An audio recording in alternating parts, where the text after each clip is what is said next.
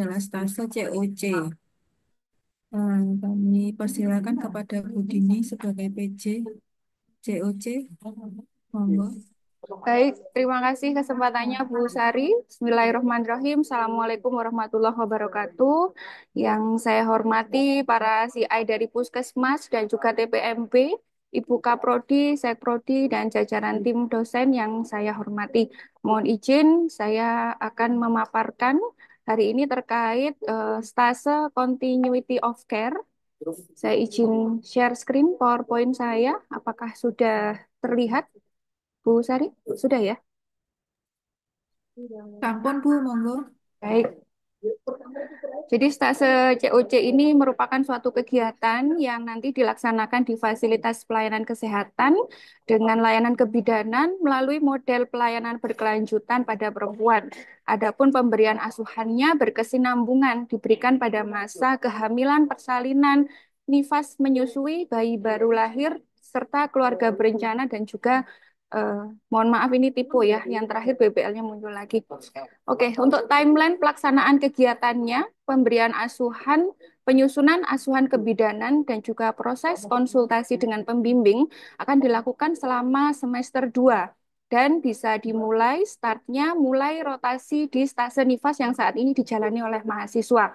Dan nanti batas waktu akhir untuk menyelesaikan ujian COC adalah di kisaran tanggal 23 sampai 30 Juni 2025. Nah, kalau melihat dari kalender akademik, ini saya beri blok warna kuning. Ini adalah batas akhir untuk menyelesaikan COC. Batas akhir di sini yang dimaksud adalah sudah sampai selesai melakukan ujian COC. Nah, karena nanti memang proses dari COC ini cukup panjang, maka saat ini kita berada di stase asuhan nifas dan menyusui ini sudah bisa dimulai.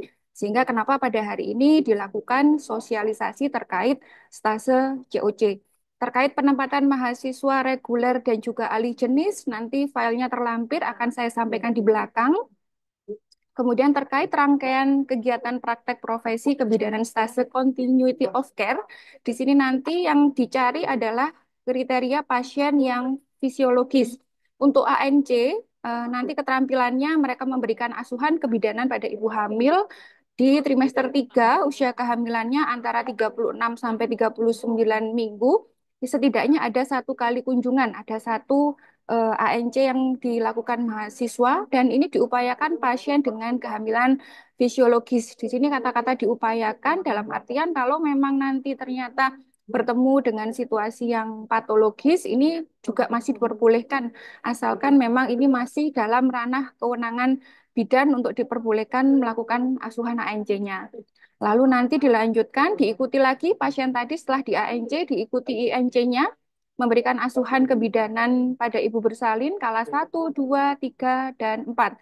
Kembali lagi diupayakan merupakan persalinan yang fisiologis, namun jika karena satu dan lain hal memang pasien ini jatuh pada kondisi gawat darurat, kemudian membutuhkan rujukan ataupun berakhir dengan persalinan seksio sesarea tidak per vaginam, ini masih diperbolehkan untuk diambil ya pada tahun ini. Kalau tahun lalu sepertinya yang SC tidak boleh diambil, namun di tahun ini kami melihat tren banyaknya kasus gawat darurat yang mungkin di beberapa puskesmas minim ada persalinan secara pervaginam, maka ini masih diperbolehkan jika ada kasus patologis maupun yang berakhir dengan seksio sesarea, monggo masih bisa diambil targetnya.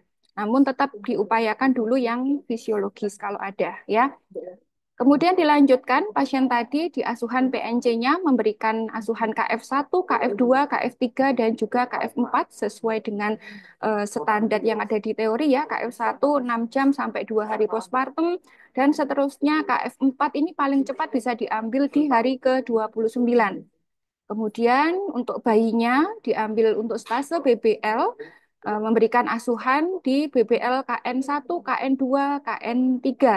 Jadi KN3 ini paling cepat bisa selesai ketika bayi ada di hari ke-8. Dilanjutkan memberikan asuhan KB meliputi konseling dan juga pemasangan atau memberikan pelayanan KB. Untuk timing pemberian asuhan KB dan juga metode apa, ini tentu disesuaikan dengan kondisi dan kebutuhan dari pasien tersebut ya.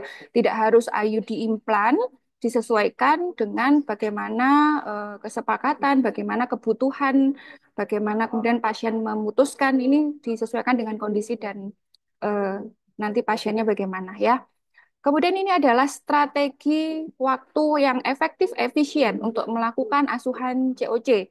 Melakukan asuhan ANC-nya, mengambil yang usia kehamilannya sudah mendekati partes, diambil 1 kali ANC, kemudian diikuti INC-nya, diikuti PNC-nya sampai dengan KF4. KF4-nya mengambil timing tercepat, yaitu bisa di hari mohon maaf ini tipe ya, KF4-nya bukan di hari ke-8, KF4-nya di hari ke-29.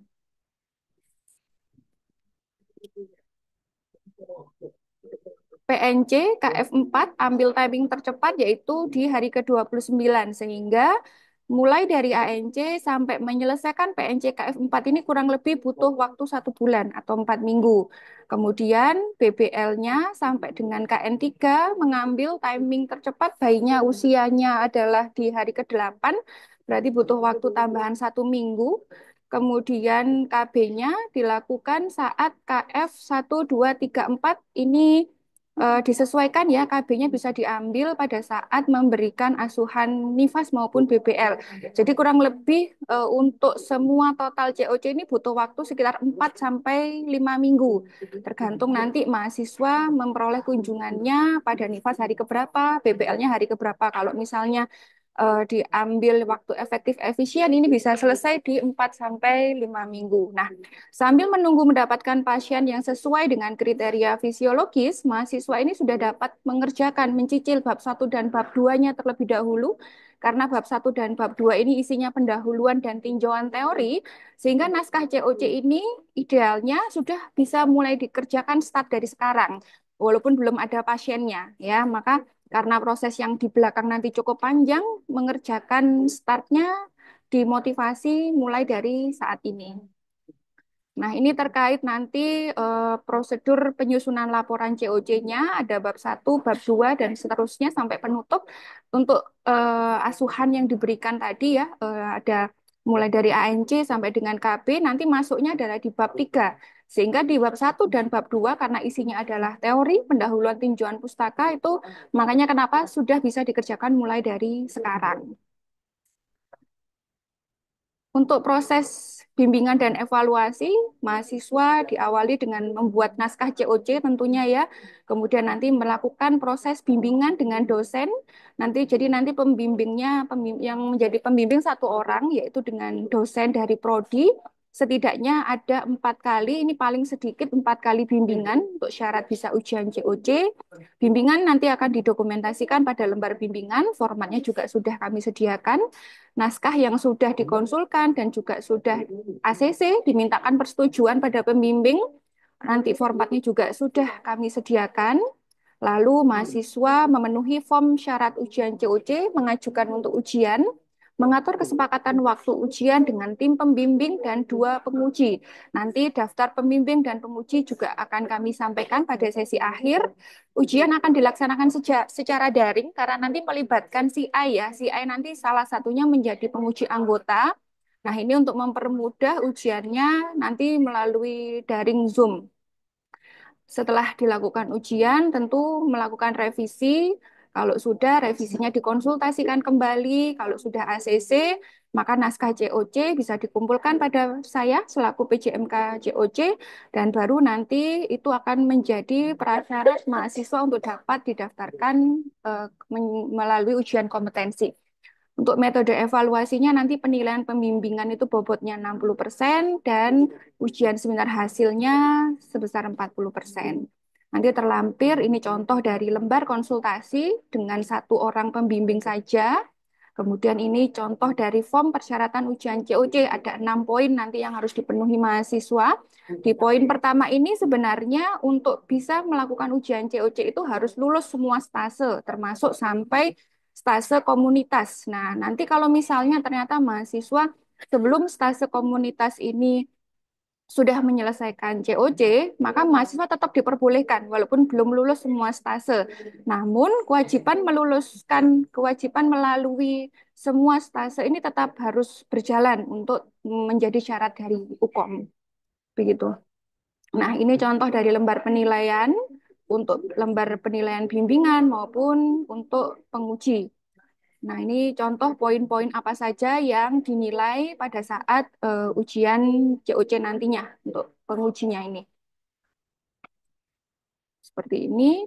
Jadi di sini maksimal ujian COC adalah di 30 Juni 2025 sesuai yang saya blok di kalender akademik tadi. Jika mahasiswa melampaui batas dari waktu yang sudah ditentukan, konsekuensinya tidak dapat didaftarkan untuk ujian kompetensi nasional.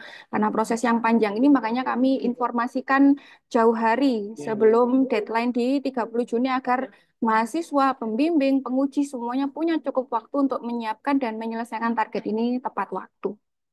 Oke, baik. Kira-kira ini gambaran untuk stase COC. Jadi kalau di tahap sarjana kita punya skripsi ya untuk tiket keluar lulus dari sarjana, di profesi kita punya COC sebagai prasyarat untuk mahasiswa menyelesaikan stase profesinya ini. Itu. Mungkin sekian yang bisa saya sampaikan. Saya kembalikan ke Bu Sari. Barangkali ada yang ingin didiskusikan. Terima kasih Bu Sari. Assalamualaikum warahmatullahi wabarakatuh. Waalaikumsalam warahmatullahi wabarakatuh. Terima kasih Bu Dini atas penjelasannya tentang stase COC yang akan diambil mahasiswa di stase akhir di Puskesmas. Ngoten nggih. Mungkin ada yang perlu dikonfirmasi Ibu-ibu CI. Jadi Ibu-ibu CI nanti di sini berperan sebagai penguji. Ngoten Ibu-ibu. Oh iya, sebelum saya lupa Jadi, Bu Sari tadi janji mau nge-share plottingannya nggih. Sekedap. monggo Ya, ini disampaikan Bu mohon Dini. izin saya tambahkan. Nah, ini adalah plottingan ya yang kami plotting sementara. Kenapa kami sampaikan sementara? Ini contohnya seperti mahasiswa atas nama Siti Soleha dan Yuliana. Saat ini lokasinya adalah di Puskesmas Jelbuk. Jika dia mengambil stase COC-nya ini dapat pasiennya di Puskesmas Jelbuk, maka nanti yang akan menjadi penguji anggotanya adalah CI-nya, yaitu Bu Rohima.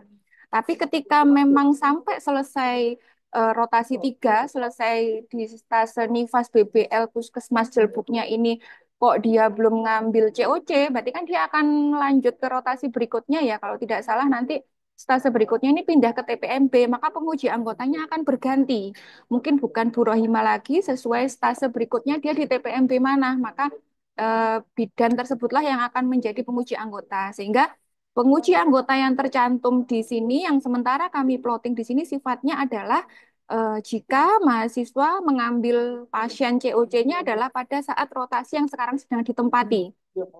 Kalau melewati dari rotasi ini, ya karena mungkin belum dapat pasien atau alasan-alasan lainnya ya, karena mahasiswa kita sangat beragam sekali, maka ini akan masih ada kemungkinan penguji anggotanya, yaitu CI-nya berubah sesuai di mana dia nanti mendapatkan pasiennya. Gitu. Nanti untuk penguji utama dan juga pembimbing ini ditempati oleh dosen-dosen dari prodi. Begitu. Jadi nanti untuk konsultasi maupun ujian insya Allah difasilitasi secara daring, begitu. Oke, baik. Mungkin ini saja tambahannya, Bu Sari. Terima kasih. Ya, terima kasih Bu Dini. Monggo Ibu-ibu. Jadi sama seperti yang tahun lalu nggih, proses pengambilan pasiennya untuk COC, tapi perubahannya sekarang pembimbingnya itu hanya satu. Kalau tahun kemarin itu pembimbingnya dua, dari lahan dan dari pendidikan. Tahun ini samakan dengan proses skripsi yang menggunakan satu pembimbing saja dari pendidikan, nanti untuk CI dan lahan berperan sebagai penguji. Ngoten Ibu. Jadi ibu-ibu kami mohon bantuan kepada ibu-ibu CI untuk bisa mengarahkan mahasiswa untuk pengambilan pasien mana yang bisa sekiranya normal, mulai dari kehamilan, persalinan, nifas dan seterusnya sampai pengambilan nanti Terakhir di KB nggih. Ngoten Ibu-ibu.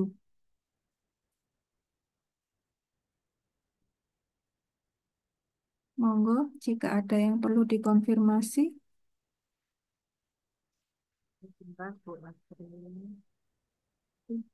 Khusus Jati. Udah, Bu Asri, sampun. Nggih. Ini sudah Mong- ngobrol sama adiknya juga. Nggih, monggo.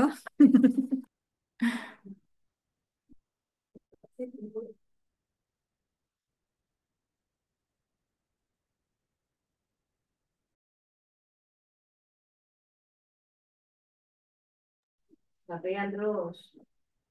Nggih. Mungkin ibu-ibu yang lain yang perlu dikonfirmasi.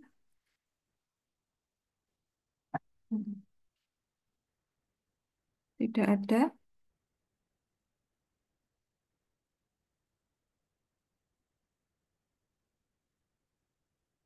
Nggih, jika tidak ada, mungkin nanti kami bisa share plotting menguji ya, plotting menguji ibu-ibu sekalian di grup insya Allah. Untuk buku panduannya juga insya Allah kami share. Dan hari ini kami juga sudah ada kegiatan sosialisasi kepada mahasiswa untuk proses pengambilan pasien di stase COC ini. Semoga tidak ada kendala sesuai dengan yang sudah dijadwalkan Bu Dini tadi maksimal 5 pekan untuk pasien yang kita tuliskan dokumentasinya dalam bentuk continuity of care. Baik, kalau tidak ada yang perlu dikonfirmasi untuk stase NIFAS tadi ya, bayi balita anak prasekolah dan juga stase continuity of care. Terima kasih banyak atas kehadirannya ini. Semoga kita diberikan kesehatan untuk melaksanakan kegiatan yang sudah direncanakan sedemikian rupa untuk mahasiswa Universitas Dr. Subandi sehingga mendapatkan ilmu yang barokah. Ya, terima kasih banyak dan mohon maaf kalau ada yang kurang berkenan dari saya terutama nggih. Kami akhiri, kita tutup untuk kegiatan hari ini. Wassalamualaikum warahmatullahi wabarakatuh. Waalaikumsalam warahmatullahi wabarakatuh.